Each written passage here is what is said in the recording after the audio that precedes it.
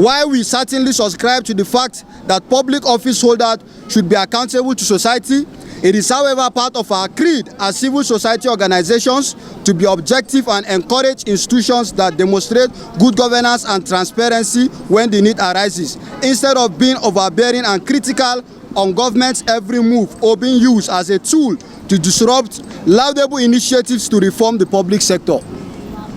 It is obvious that they have been bankrolled by elements in the service who are not at ease with the evident change in the civil service and are bent on fighting tooth and nail to frustrate the ongoing transformation of the public service being driven by the current administration.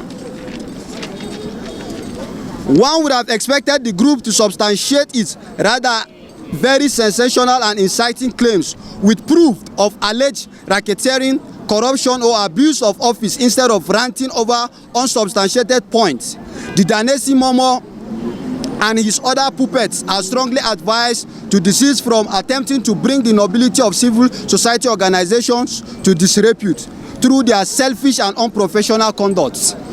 It is important to point out that such acts as this give authorities the impetus to trivialize movements that are noble and credible.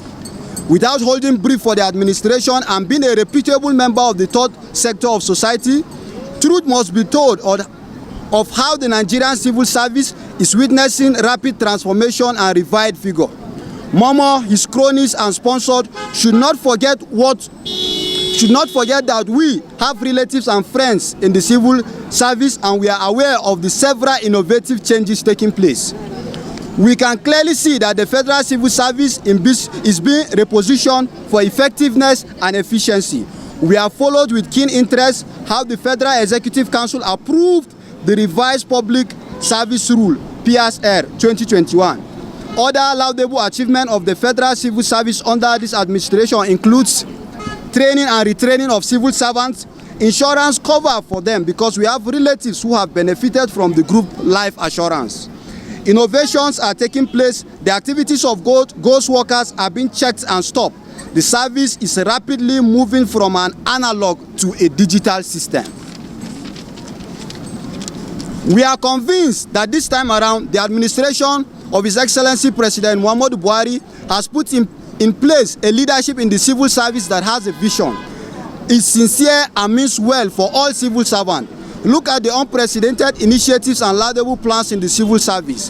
There is so much excitement in the civil service today.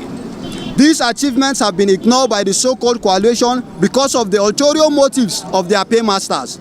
Erroneously, the so-called coalition of civil societies for equity, justice, and good governance, for reasons best known to it, failed to acknowledge this development. Instead, in its narrow-mindedness, the group has exhibited uncontrollable obsession with its overplayed script.